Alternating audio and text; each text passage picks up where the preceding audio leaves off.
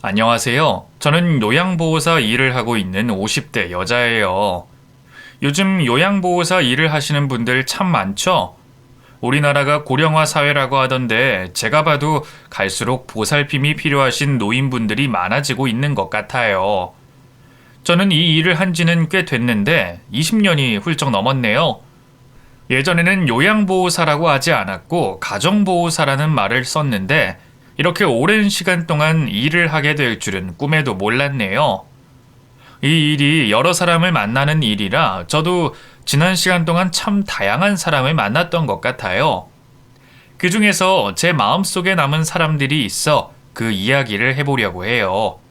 제 인생 이야기이기도 한 사연 잘 들어주세요. 남을 보살피는 이 일을 하기 전에 저는 일반 사무직에서 일을 했었어요. 고등학교를 졸업하고 바로 취업을 해서 일을 했는데 월급을 받아서 집에 생활비로 보탰죠. 제가 집에서 장녀라서 동생들 학비를 보태야 했거든요.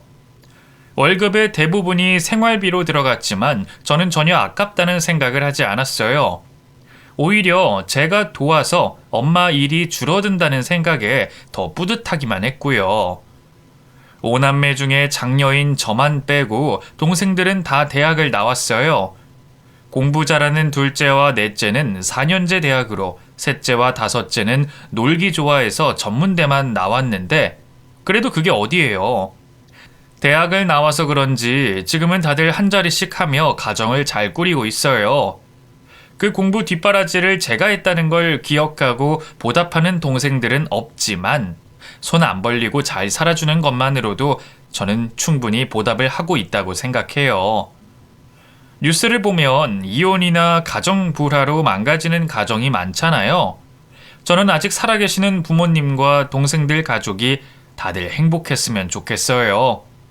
더도 말고 덜도 말고 딱 그 정도만 바라며 빌고 있죠. 동생들 어느 정도 뒷바라지를 하고 나니 제 나이 28살. 남자한테 한눈 팔지 않고 오로지 돈 버는 것만 집중하며 살았는데 어느새 30을 앞두고 있으니 나도 결혼을 해야 하는데 하는 생각이 들었죠. 벌써 시집을 가서 아이도 낳고 사는 친구들도 있었기에 마음이 조급해졌기도 하고요. 남자를 한번 만나볼까 하는 마음이 있을 때 신기하게 인연인지 제 첫 남편을 만나게 됐어요.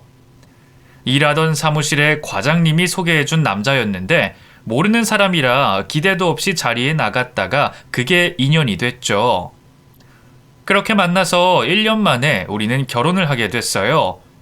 이상하게 이 사람이면 결혼해도 된다는 느낌이 있어서 연애도 길게 하지 않고 결혼까지 한 건데 신이 저를 질투하셨는지 6개월 만에 사별을 하게 됩니다.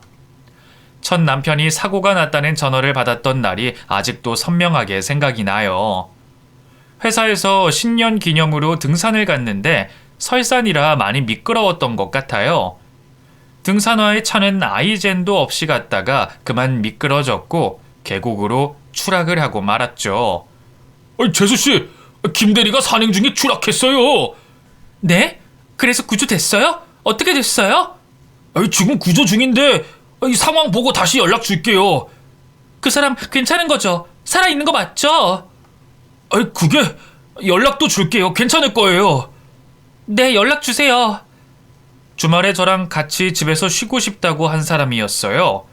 회사에서 단체로 가는데 안 갈 수도 없다고 억지로 가면서도 아침에 다녀올게 라고 웃으며 간 사람이었는데 사고가 났다는 소리에 제 가슴은 두근두근거리고 안정이 되지 않았어요. 그래도 동료가 구조대가 왔다고 했으니 다치더라도 살아올 거라고 믿었는데 제 바람은 이루어지지 않았고 결국 남편은 송장이 돼 집으로 돌아왔죠.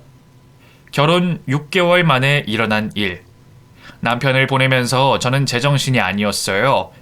화장터에 관을 집어넣는데 나도 따라가겠다고 매달렸죠. 지금 앉아보면 영영 볼 수 없다는 생각에 며칠 밥도 못 먹어 힘도 없으면서 젖 먹던 힘까지 쥐어짜며 관에 매달렸지만 따라갈 수가 없었어요. 남편과 제 세상은 이미 달라져 있었고 그걸 받아들여야 했죠. 결국 그 자리에서 저는 실신을 하고 말았어요. 정신을 잃은 동안 꿈을 꿨는데 온몸에 불이 붙은 남편이 살려달라고 저에게 소리를 쳤죠. 불을 끌려고 맨손으로 휘저어 봤지만 아무 소용이 없더군요. 내 옷에도 불이 달라붙어 비명을 지르다가 깨어났는데 남편은 이미 시부모님이 뿌리로 가신 뒤였고 그곳이 어딘지 아직도 저는 모르고 있어요. 너 때문이야. 네가 우리 경환이 잡아먹은 거야. 네가 우리 경환이 죽인 거야. 아! 어머님, 이러지 마세요. 저도 미칠 것 같아요. 미칠 것 같다고? 나는 자식 잃은 내 마음을 어떨 것 같냐? 너 때문이야. 우리 경환이에게 이런 일이 생긴 건 다 너 때문이라고. 야, 여보, 진정해. 이게 왜 며느리 탓이야? 이런 말 할수록 서로가 힘들 뿐이야. 아이고, 내 아들 내놔. 제가 집안에 잘못 들어와서 아들이 죽은 거라며 저를 붙들고 절규하던 시어머님. 어머님은 하나 있는 아들을 잃으셨지만 저 역시 남편을 하루아침에 잃은 사람이었어요. 밥도 못 먹고 잠도 못 자서 헬스케진 제가 어머님 눈에는 들어오지 않으셨던 모양이었죠. 그래도 숨쉬고 있지 않냐며, 그래도 이 생에서 살고 있지 않냐며 죽은 지압이 따라가지 않고 뭐하고 있냐는 시어머니의 호통. 그 호통에 제가 살아있는 게 죄처럼 느껴졌죠. 나도 죽어야겠다 그런 생각을 하고 있을 때 갑자기 하혈을 하게 됐고 병원에 실려갔는데 저도 모르게 임신을 한 상태였더군요. 임신 4개월이었어요. 워낙 제가 마른 체형이라 배가 나오길래 살이 찐 건 줄만 알았어요. 남편과 저의 아이가 생긴 줄도 모르고 있다가 처음으로 알게 된 그날 아이가 유산이 됐죠. 심한 스트레스를 몸이 버티지 못하고 아이까지 떨어뜨려 버린 거예요. 유산이 됐다는 걸 알았을 때 정말로 저는 세상을 뜨려고 했어요. 살아갈 이유가 없었죠. 먹는 것도 있고 누워만 지냈어요. 정신을 차려도 멍하니 초점 없이 있으니 엄마가 놀라셔서 저를 붙들고 통곡하셨죠. 이러다가 딸 자식 잃을까 걱정되신 엄마는 눈물로 저에게 사정을 하셨어요. 정신 좀 차려 이거사. 산 사람은 살아야지. 이러다가 네 신랑 따라가려고 그래? 아이고. 엄마, 남편도 자식도 잃은 년이 뭐하러 살아? 무슨 낙으로 사냐고. 차라리 죽는 게 낫지. 죽는 게. 이년아, 애미 앞에서 그게 할 소리야? 네가 죽긴 왜 죽어? 네가 무슨 죄가 있다고 죽어? 안 돼. 절대로 안 돼. 내 눈에 흙이 들어오기 전까진 너 이러고 사는 거 나는 못 본다. 미정아, 정신 차려라. 제발 정신 차려. 엄마, 나 이제 어떻게 살아? 태어나서 엄마가 그렇게 많이 우는 걸 처음으로 봤어요. 딸 자식 잘 키워서 시집까지 보내놨더니 반년 만에 과부되고 자식도 잃었으니 곁에서 지켜보는 엄마가 얼마나 속이 쓰리셨을까요. 그런 엄마 마음을 헤아리지 못하고 저는 계속 정신을 빼놓고 살았어요. 부모님께 참으로 몹쓸 불효녀였죠. 그러다가 차츰차츰 슬픔도 잊혀갔어요. 시간이 흐르고 흘러 새해가 밝고 일상을 보내며 제 슬픔에도 굳은 살이 생겼고 드디어 자리를 털고 일어날 수 있게 됐죠. 일은 해야겠는데 무슨 일을 할까 하다가 지인의 소개로 가정보호사 일을 하게 됐는데 솔직히 그런 일을 하기에 나이가 젊었어요. 함께 일하는 사람들 중에서 제가 제일 어린 나이였고 젊은 사람들은 찾아보기 힘들었죠. 그만큼 고된 일이었는데 몸이 힘들다 보니 잡생각을 할 여유가 없더라고요. 아침이면 바쁘게 출근을 하고 일을 마치고 집에 와 밥을 먹고 나면 몸이 피곤해서 잠들기 일쑤였죠.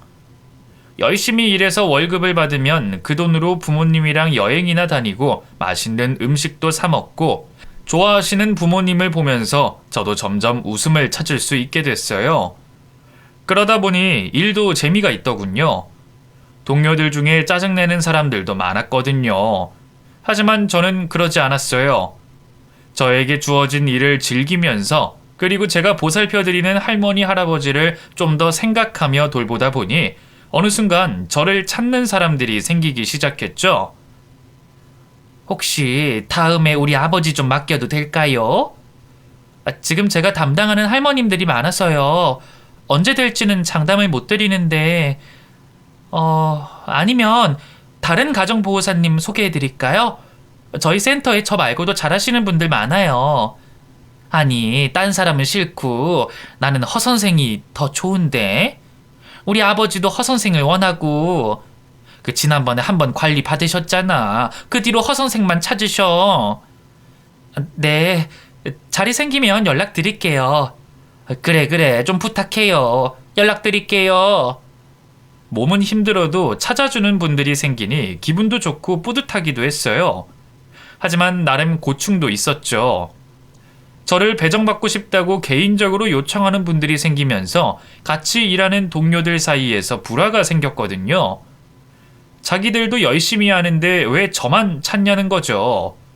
혹시 다른 짓 하는 거 아니냐며 기분 나쁜 소문까지 돌게 되자 그곳에서 더 이상 일을 할 수가 없었어요. 별 수 없이 일을 그만두고 개인적으로 의뢰를 받아서 일을 하게 됐죠.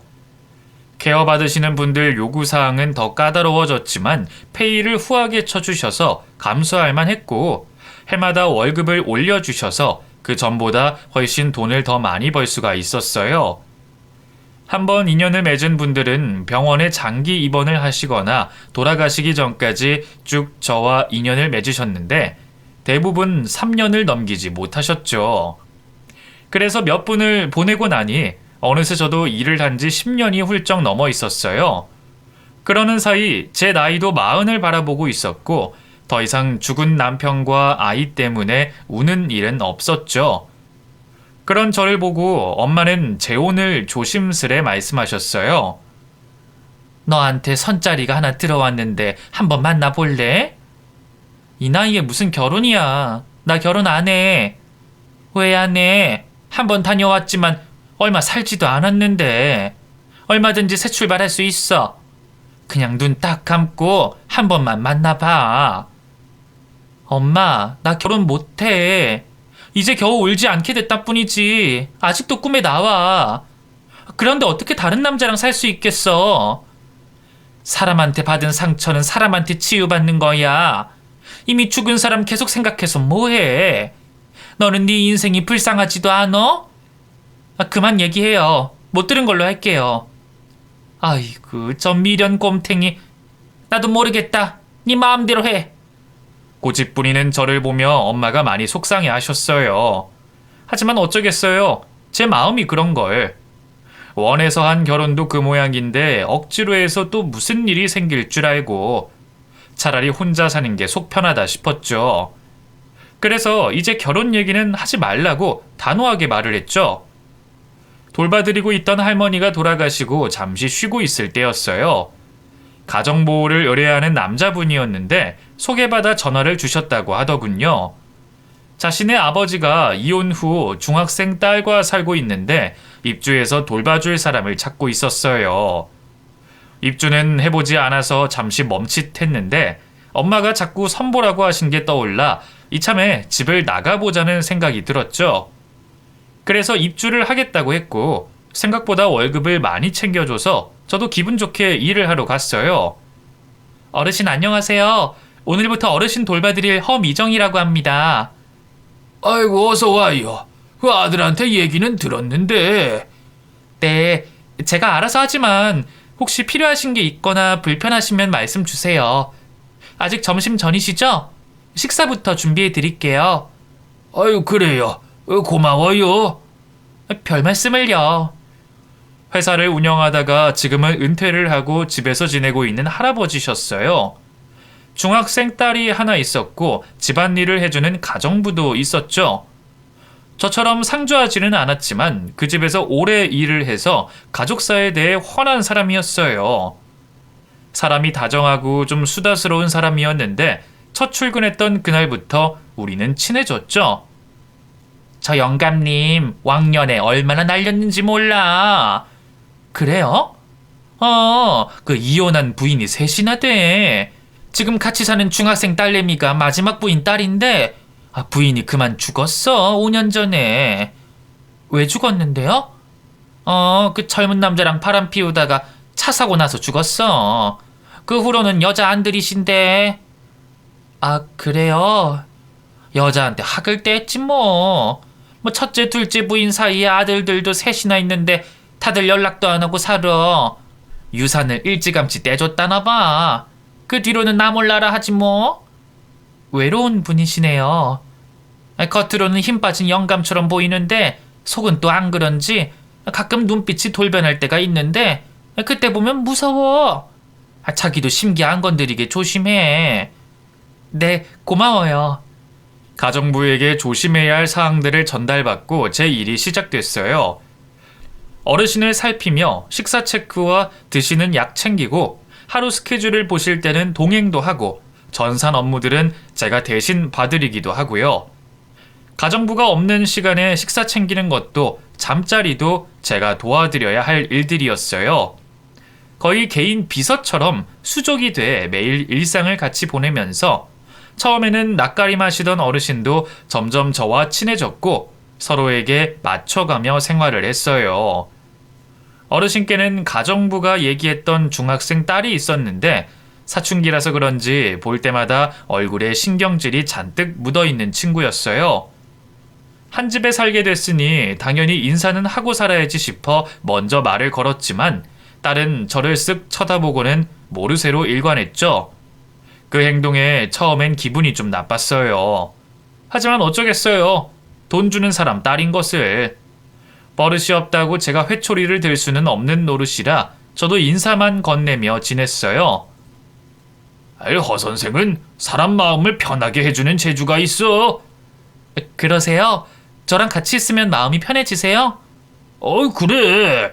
몸이 이렇게 되고 지난 살아온 날들 돌아보면 참 시끄럽게 살았다 싶어. 돈도 여자도 다 한순간인데 뭘 그리 목매고 살았는지 몰라. 안 그런 사람도 있나요? 젊을 때는 다 그렇죠. 그래? 허 선생은 그렇게 생각해? 네, 그래도 말년에 복은 있으시네요. 어르신 챙겨드리는 여자가 둘이나 있는데요. 그렇군. 허 선생 말이 맞아. 어르신과 얘기를 나눌 때면 저도 마음이 편했어요. 가끔 심심하다시면 제 살아온 이야기를 물어보실 때도 있었는데 그럴 때마다 저도 모르게 속내를 털어놓게 됐죠. 말할 필요가 없는 얘기인데도 저도 모르게 제 말을 귀 기울여주는 어르신에게 말을 하게 됐죠. 말하면서 웃기도 하고 울기도 하고 그런 저를 어르신은 별 말씀 없이 그저 들어주시기만 했고요. 보통 그런 경우에 위로하겠다고 이런 말 저런 말 하잖아요. 그런데 어르신은 절대로 그런 말을 붙이지 않으시고 그저 들어주시기만 했어요. 그게 저에겐 큰 위로가 됐고요. 누가 누구를 케어하는지 모를 정도로 저에게는 아주 귀한 시간들이었는데 딸이 그런 저희를 본 적이 있었던 모양이었어요. 아는 채도 안 하던 딸이 저에게 말을 걸었는데 그 말이 또 듣기 좋은 말은 아니었어요. 아줌마, 나 부르는 거야? 네. 혹시 우리 아빠 꼬시는 거 아니죠? 뭐? 그게 무슨 소리야? 아니, 어제 보니까 아빠 앞에서 울고 있길래요. 동정심 유발해서 다 늙은 할아버지 꼬시나 싶어가지고. 그런 말 함부로 하는 거 아니야. 말할 때 생각하면서 말하는 게 좋겠다. 내 앞에서 어른인 척 하지 마요. 나도 알 거 다 아니까.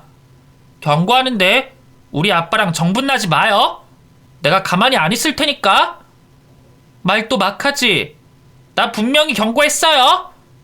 딸은 제 말은 듣지도 않고 자기 할 말만 하고는 방에 들어가 버렸어요. 처음 그 말을 들었을 때 어찌나 어이가 없던지. 저랑 어르신이랑 나이가 30살이나 차이가 났어요. 그런데 정분이라뇨. 말이 되는 소리를 해야지. 어처구니가 없어서 제대로 받아치지도 못하고 그날 마음만 찝찝하게 있었어요. 하지만 한편으론 남이 봤을 때 오해가 생길 만한 행동을 했는지 저 자신을 돌아보게 됐죠. 일하러 왔는데 주인이랑 그런 연문설이 돌면 제 경력에도 좋을 게 없었어요. 더군다나 이 집 가정부가 매일같이 다녀가니 저도 행동을 조심해야겠다 싶었고요. 어르신을 돌봐드리는 동안 선을 넘지 않으려고 신경을 쓰면서 제 일에 최선을 다했어요. 어느새 세월은 10년이 흘렀죠. 그동안 딸은 대학을 졸업하게 됐고 집에서 일하던 가정부는 일을 그만두고 새로운 사람이 왔어요. 어르신은 80세가 넘으셨고 제 나이도 50살이 다 되어가고 있었고요. 나이를 먹으니 정말 시간이 눈 깜짝할 새에 지나가 버렸어요. 얼마 안 된 것 같은데 언제 10년이란 시간이 흘렀는지 나이 먹는 게 새삼스러웠죠. 그리고 어르신과 제 사이에도 변화가 생겼어요. 중학생이던 딸이 경고했던 사심. 그 경고를 지키지 못하고 그만 우리는 서로에게 감정이 생겨버렸죠. 저도 아빠뻘 되는 어르신께 감정이 생겼다는 게 믿어지지 않지만 사람 마음이란 게 어찌할 수 있는 게 아니더라고요. 우리는 혼인신고는 하지 않았지만 부부처럼 생활을 했고 어르신은 자식들에게도 저를 어머니라 부르라며 공식적으로 소개를 해주셨어요. 저와 나이차가 얼마 안 나는 자식들은 떨떠름하면서도 받아주더군요. 어차피 1년에 한 번 볼까 말까 한 사이라 별 상관이 없었겠죠. 이미 자신들의 몫으로 유산은 다 받아간 상태라 뜯어낼 것도 별로 없었고요. 하지만 막내딸은 입장이 달랐어요. 여전히 한 집에서 지내고 있었고 미성년자였던 딸은 아직 유산을 받지 못한 상태였었죠. 그러니 제가 부인으로 있으면 자신의 몫이 줄어들 거고 무엇보다 저를 엄마라고 불러야 하는 게 싫었을 거예요. 우리가 가까워진 것을 처음 알았을 때 그 눈빛, 그럴 줄 알았다는 듯한 경멸하는 눈빛을 보며 가까워질 수는 없겠다 생각은 했었어요. 세월이 흐르면 나아지지 않을까 기대를 할 뿐 당장엔 좋아질 수가 없었어요. 오히려 다 늙어 주책이라며 자기 아버지를 더 미워했죠. 결혼하고 6개월 만에 죽은 첫 번째 남편과 달리 두 번째 남편은 결혼 전에 함께한 시간이 이미 10년이었어요. 물론 고용주와 노동자의 사이로 만난 거였지만 그래도 그 시간을 무시할 수는 없었죠. 저는 어르신이 어떤 반찬을 좋아하는지, 취향이 뭔지, 애창곡이 뭔지, 어떤 취미가 있는지 다 알고 있었기에 서로가 같이 있을 때가 가장 편한 시간이었어요. 노인을 케어하는 일은 제 전문이었기에 나이든 남편과 함께 지내는 것도 불편하지 않았어요. 물론 친정집에서는 난리가 났지만요. 특히 엄마가 제 결혼 소식에 한동안 연락을 끊고 사실 정도로 실망을 많이 하셨어요. 어떤 마음이실지 다 알지만 좀 전에도 말했듯 제 의지대로 되는 게 아니었어요. 그러니 엄마 역시 시간이 해결해 줄 거라 기대를 했죠. 하지만 두 번째 결혼 생활도 오래가지 않았어요. 당연한 일인지도 몰라요. 언제 죽어도 이상하지 않는 남편을 맞이했으니 이별이 빨라도 어쩔 수가 없었어요. 남편은 결혼하고 5번째 맞는 겨울에 폐렴으로 결국 죽었어요. 병원에서는 노안이라고 봐도 좋다고 했고 호상으로 장례를 치렀죠. 장례식장에는 남편의 부인들과 자식들이 왔고 그들은 호적에도 올라가지 않은 저를 우습게 쳐다봤어요. 그 시선을 감당하며 서 있었지만 저는 부끄럽지 않았습니다. 마지막에 남편이 사랑한 사람은 저였으니까요. 제 품에서 마지막 숨을 거뒀으니 제가 장례식장을 지키는 건 당연한 권리였어요. 아줌마, 안 나가요? 유언장 같이 받잖아. 너 결혼할 때까지 나랑 같이 살아야 한다는 거. 유산 받고 싶지 않아? 나도 이제 성인이에요. 혼자 충분히 지낼 수 있다고요. 자꾸 월권할래요?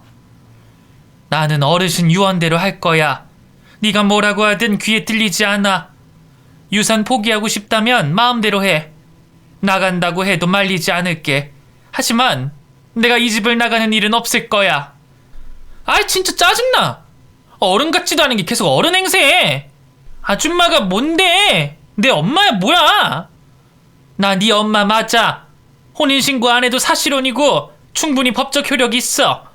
나 네 엄마 맞고 자격에 맞게 행동할 거야. 그냥 나가 죽어요. 남편은 죽으면서 유언장을 남겼는데 막내딸에게 주는 유산은 결혼할 때 넘긴다는 걸로 되어 있었어요. 그 전까진 저와 한 집에 살아야 한다는 조건까지 있어서 우리는 집에서 계속 같이 살아야 했죠. 딸은 그게 불만이었고 그 화풀이를 저에게 했어요. 저라고 그 천방지축인 딸과 같이 있고 싶겠어요.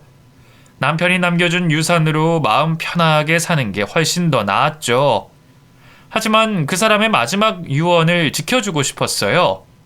그래야 제 마음이 편할 것 같았고요. 하지만 딸은 저와 같이 사는 게 정말 싫었던지 나이가 먹어도 도무지 철이 들지 않았어요. 여전히 저를 본체 만체했고 저녁을 같이 먹고 싶어 차리면 밥이랑 국을 개수대에 곧장 버리고는 자기 방에 들어갔죠. 제가 집에 있는데도 친구들을 불러 새벽 늦게까지 파티를 하고 온 집안을 난장판 만들어 놓기 일쑤였어요.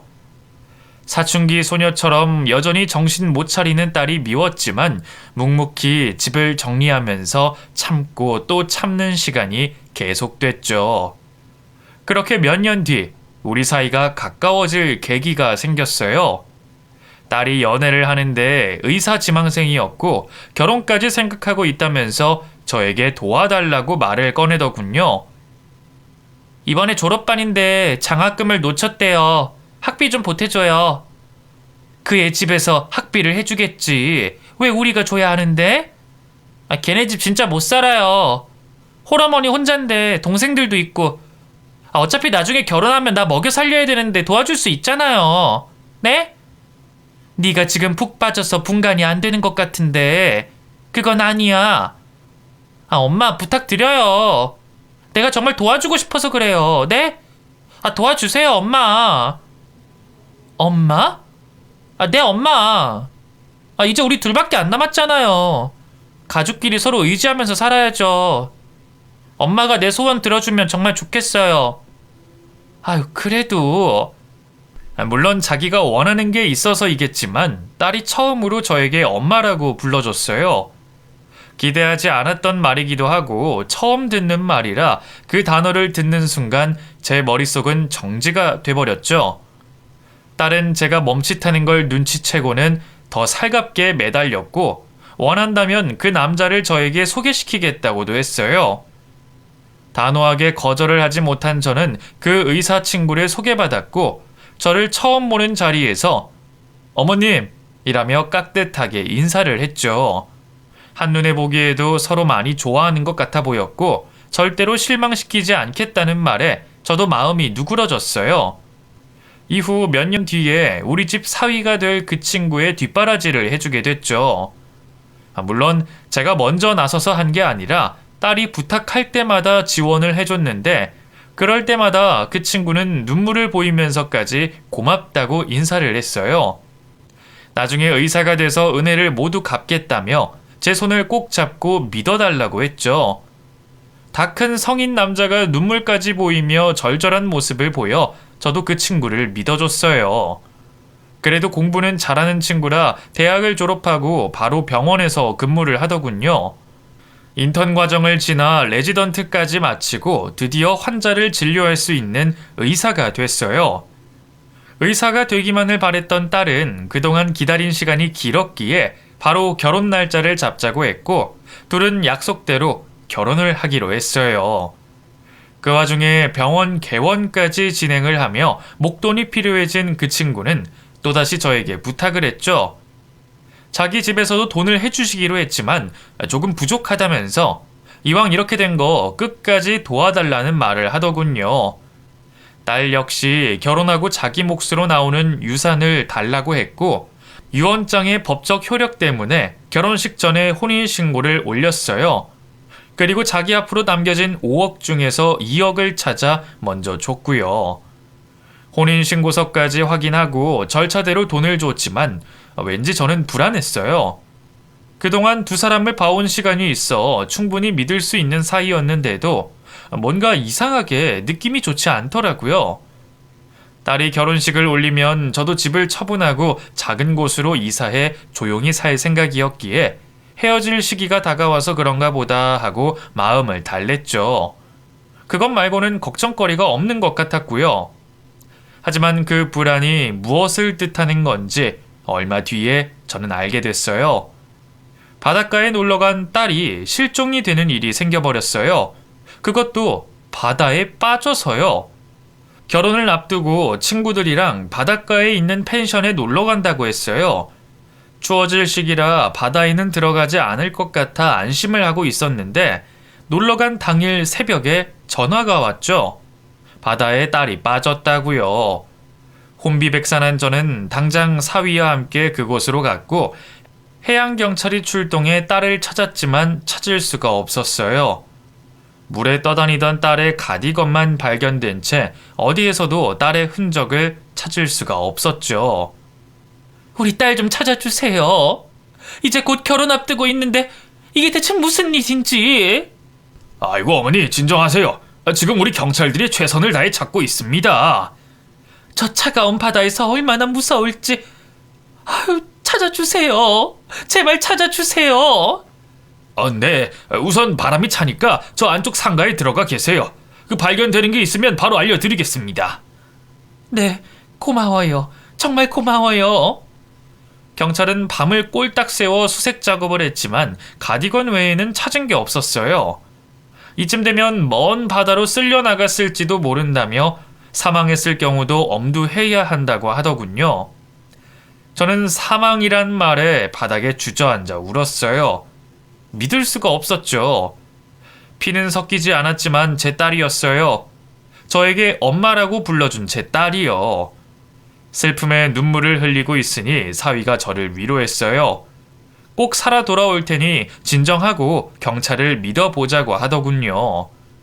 그나마 곁에 사위가 있어서 다행이다 싶었어요. 아무도 없었다면 저는 더 힘들었을 테니까요. 집으로 가지도 못하고 바닷가 근처에 방을 잡고 경찰의 연락을 계속 기다렸어요. 하지만 찾을 수 없다는 똑같은 말만 들려줄 뿐 제가 원하는 소식은 들리지 않았죠. 시간이 지나 결국 경찰도 수색을 중단했고 모두들 사망 신고만 남았다는 말을 했어요. 저는 절대로 안 된다고 끝까지 찾을 거라고 했지만 희망을 가지는 사람은 저 혼자뿐이었죠. 하지만 제 마음속에도 딸의 죽음을 어느 정도 받아들이고 있었나 봐요. 슬픔에 못 이겨 정상적인 생활을 할 수가 없었죠. 딸이 바다에 실종된 지 한 달이 넘어가고 있었는데 찾을 수 있다는 가망도 없는 것 같았어요. 그렇게 힘들게 하루를 버티다가 문득 사위의 연락이 뜸하다는 느낌이 들었어요. 매일매일 전화가 오던 사위였는데 보름이 넘도록 전화 한 통이 없었죠. 일 때문에 바로 올라간 사위는 그때부터 얼굴도 보이지 않았고요. 이건 아니라는 생각에 짐을 챙겨 바로 집으로 왔어요. 오랜만에 온 집은 사위가 청소를 하지 않고 지내 엉망진창이었어요. 신혼집을 구할 때까지 저희 집에서 딸과 함께 살고 있었거든요. 대충 청소를 하고 퇴근하고 돌아올 사위를 기다렸어요. 이윽고 현관문이 열리고 기다리던 얼굴이 보이더군요. 어머니 오셨어요? 자네, 우리 서연이가 아직 실종 상태인데 너무 멀쩡한 거 아닌가? 제가 뭘요? 내가 서연이 찾고 있는 거 뻔히 알면서 물어보지도 않고 서연이 없어진 그날 이후로 코빼기도 보이지 않고 있었지 않나? 일이 바빠서 그랬습니다. 지난주에 병원 개원했어요. 돈 투자해서 병원 차렸는데 운영은 해야 할 거 아닙니까? 뭐? 병원을 개원해? 서연이도 없는데? 서연이 때문에 다 죽자는 말씀이세요? 어머니 돈도 들어갔지만 저희 부모님 돈도 상당히 많이 투자됐어요. 제가 오픈 안 하면 그 돈 다 날리게 되는데 저는 그 꼴 못 봐요. 자네 설마 돈 때문에 우리 딸한테... 이런 말은 안 하려고 했는데. 왜 이러나? 이거 놓게! 갑자기 사위가 제 팔을 잡고 제 가방도 한 손에 들더니 현관 쪽으로 끌고 나갔어요. 저는 나가지 않으려고 발버둥 쳤지만 남자 힘을 당해낼 수가 없었어요. 결국 대문까지 나와 저는 밖으로 던져졌고 사위는 한숨을 푹 쉬며 자켓 안에서 흰 봉투를 꺼냈죠. 아줌마, 자꾸 깝치지 말고 이 돈 받고 죽은 듯이 살아. 뭐? 이 집 명의 서연인 거 다 알거든? 아줌마는 호적에도 안 올라갔다며. 이제 내 집이니까 나가라고. 너 내가 가만히 있을 것 같아? 뭘 하게. 뭐 내가 죽은 듯이 살라고 했지? 딸 따라가고 싶어? 뭐? 네가 우리 서연이 죽였니? 무슨 개소리야. 시끄럽고 내 경고 잊지 마. 라고 하더니 대문을 꽝 닫고 들어가 버렸어요. 저는 기가 차서 어찌할 줄도 모르고 대문 밖에서 발만 동동 거렸죠. 대문을 두드리며 문을 열어달라고 소리를 질렀는데 잠시 뒤 신고받고 출동한 경찰에게 잡혀 결국 경찰서까지 다녀왔죠. 분해서 미칠 것 같았어요. 그동안 그 인간에게 뒷바라지 해준 게 얼만데 순진한 딸을 꼬셔서 하나하나 다 빼먹고 이제는 집주인 행세까지 하는 모습이 모두가 계획적이었구나 싶은 생각이 들었어요. 딸은 그 인간을 좋아해서 속았다 치고 저는 나이도 먹고 세상 편하게 산 것도 아닌데 그 인간에게 속은 것이 너무나 분하고 원통했죠. 그리고 마지막 대화에서 딸 따라가고 싶냐는 말에 이 인간이 딸을 바다에 빠뜨린 건 아닌가 싶은 생각까지 들더군요. 당시 그 인간은 병원에 있었는데도 누군가를 사주해서 딸에게 해코지를 한 건 아닌지 별의별 생각이 다 들었죠. 억울하고 원통해서 속이 터질 것 같아 가만히 있을 수가 없었어요.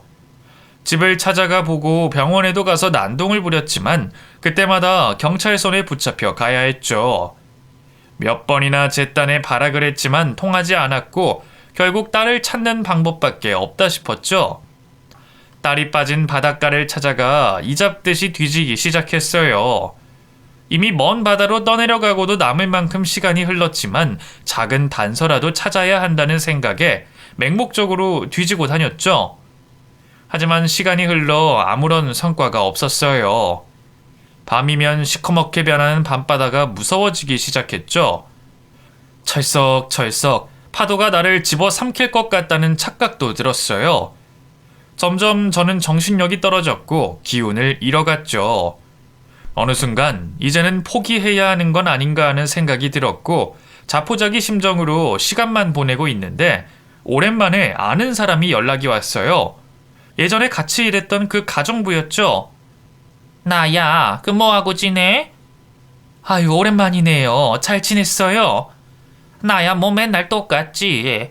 자기 팔자 고칠 동안 나는 뭐하고 있었는지 몰라? 아, 네. 좋은 인연이 또 나타나겠죠. 이왕이면 돈 많은 남자 만났으면 좋겠네. 아이고, 딴 게 아니라 오늘 그 집 사위 병원에 갔다 왔는데 이번 주에 결혼식이 있다네? 결혼식이요? 그래, 그 원장 결혼한다고 휴진이라 하더라고. 저번에 혼인신고 먼저 했다고 했지. 그래서 이번 주에 결혼하는구나 싶었지. 통화를 하면서 갑자기 정신이 번쩍 들었어요. 결혼을 한다니. 우리 딸은 아직도 찾지 못했는데 대체 누구랑 결혼한다는 건지 이해가 되지 않았어요. 순간 이 인간이 딴 여자가 생겼구나 싶었죠. 뒤통수 치기 전문이니 또 어디서 돈 많은 여자 꼬셔서 빼먹으려고 하는구나 싶더군요. 가만히 있어서는 안 되겠다 싶었어요. 그 결혼 내가 가서 막아야겠다. 그 인간의 실체를 다 밝혀야겠다 싶었어요. 결혼식이 있는 그날에 식장으로 찾아갔죠. 먹물이라도 끼얹어줄 생각에 문구점에서 대용량 먹물을 사서 들고 갔죠. 식장 앞에 도착하자 심장이 쿵쾅거리고 손이 부들부들 떨렸어요. 신랑 신부의 이름을 보는데 뭔가 이상했죠. 신부 이름이 딸의 이름과 같았어요. 저는 떨리는 몸을 진정시키며 천천히 식장 안으로 들어갔고 저 앞에 서 있는 신랑과 신부가 보였어요. 환하게 웃고 있는 두 사람. 그런데 신부의 얼굴을 본 순간 깜짝 놀라고 말았어요. 죽은 줄로 알았던 딸이 그곳에 서 있었죠. 저는 사람들을 제치며 단상 위로 올라갔어요. 갑작스런 제 행동에 식장 안은 술렁거렸고 신랑은 사색이 되고 있었어요. 딸에게 눈을 고정한 채 가까이 갔는데 반가움에 눈물이 이미 흘러내리는 저와 달리 딸은 멀뚱한 표정으로 저를 쳐다보고 있었어요. 드디어 가까이 갔을 때 멀리서 봤을 때는 딸의 모습이었지만 가까이 가니 다른 사람이었죠. 이 여자 누구야? 서연이가 아니잖아. 아, 진짜 인생이 도움이 안 되네. 결혼식 끝나고 다 설명할 테니까 기다려요. 지금 난동 부리면 국물도 없어요. 그 인간이 무시무시한 표정으로 저에게 말을 했고 할 말이 너무 많았지만 단상에서 내려와 구석에서 기다렸어요. 이윽고 결혼식이 끝나고 대기실 뒤편에서 그 인간과 마주했어요. 저 여자 누구야? 왜 우리 서연이 이름으로 결혼식 하는 거야? 죽은 사람은 죽은 사람이고 우리는 산 사람 아닙니까? 살아야죠. 알아듣게 말해. 저 여자가 서연이 대타예요. 뭐라고? 서연이 재산 그냥 묵혀둘 거예요? 사망 신고하면 끝날 것을 안 하겠다면서요. 나는 현실주의자라서 당장 돈을 뺏어야겠고 방법은 이것밖에 더 있습니까? 너 아이씨, 어떻게 알고 와가지고. 당신만 오늘 없었으면 아주 좋았을 텐데. 이렇게 된 거 그냥 모른 척 해줘요. 재산 정리하고 얼마 챙겨줄 테니까. 이 천벌 받을 인간? 짝짝. 분을 이기지 못하고 따귀를 때렸어요. 말로 해서 못 알아들으니 때려서라도 버릇을 고쳐야죠. 저한테 맞은 그 인간은 고개가 획 하고 돌아가더니 아팠던지 저를 때리려고 손을 들었어요. 이제는 나를 때리려고도 하는구나 싶어 기가 차더군요. 절대 굴하지 않고 노려보고 있자니 피식 웃으면서 식장으로 다시 돌아가 버렸죠. 그 인간은 한 번도 저에게 잘못했다는 말을 하지 않았어요. 여유로운 모습을 보면서 저는 입술을 잘근잘근 씹었어요. 절대로 가만두지 않겠다고 벼르면서요. 저는 그 길로 경찰서로 갔습니다. 이미 핸드폰으로 대화 녹음을 하고 있었고 그걸로 그 인간 고소를 했어요. 피 한 방울 섞이지 않은 딸을 위해 그 인간을 반드시 벌받게 하고 싶었어요. 경찰은 제 녹음 파일을 듣고 그냥 넘어갈 일이 아닌 것 같다며 수사에 들어갔어요. 드디어 그 인간의 실체를 밝히게 돼서 저는 너무나 기뻤죠. 수사를 시작하자 그 인간이 한 짓이 만천하에 드러났어요. 딸의 명의를 도용하기 위해서 딸과 체구가 비슷한 외국인을 섭외해 얼굴까지 성형을 시켰더군요. 딸을 닮은 그 얼굴로 딸 행세를 하며 재산을 모조리 갈취하려고 했던 정황이 모두 드러났고 그들은 체포가 됐어요. 그게 아니라고 발뺌을 해봤지만 이미 증거는 모두 있었기에 도망갈 수가 없는 상황이었죠. 명의 도용과 횡령건으로 재판을 받고 있고 제 바람은 그 인간이 빠져나오지 못하고 감옥살이까지 하는 것이에요. 그 인간 부모는 억장이 무너지겠지만 모두 자업자득이죠. 은혜를 원수로 갚은 인간들은 벌을 받아야 해요. 저는 한동안 아무것도 못하고 지내다가 요즘 다시 요양보호사 일을 시작했어요. 개인적인 일은 하지 않고 다시 센터에 등록해서 정식으로 요양보호사 활동을 하고 있어요. 예전에 비해 돈은 적지만 이 일이 훨씬 마음이 편하고 보람도 커요. 내 손길이 정말 필요한 이웃에게 도움을 준다는 건 사람이 할 수 있는 가장 귀한 일인 것 같아요. 또 인연이 얽히게 될까봐 할머니분들만 담당하며 일을 하고 있죠. 딸은 아직도 실종 상태입니다. 다들 죽었을 거라고 해요. 하지만 저는 계속 기다릴 겁니다. 언젠가 돌아왔을 때 필요할까봐 딸 몫의 돈도 보관하고 있어요. 꼭 돌아왔으면 좋겠어요. 제 이야기는 여기까지예요. 만만하지 않은 인생 얘기에 혹시 복장 터지시는 건 아닌가 모르겠어요. 살아보니 돈도 부귀 영화도 다 중요한 게 아닌 것 같아요. 마음 편히 살 수 있는 것, 그게 최고인 것 같습니다. 오늘도 주어진 제 일에 감사하며 하루를 보낼 거예요. 들어주신 분들 감사합니다.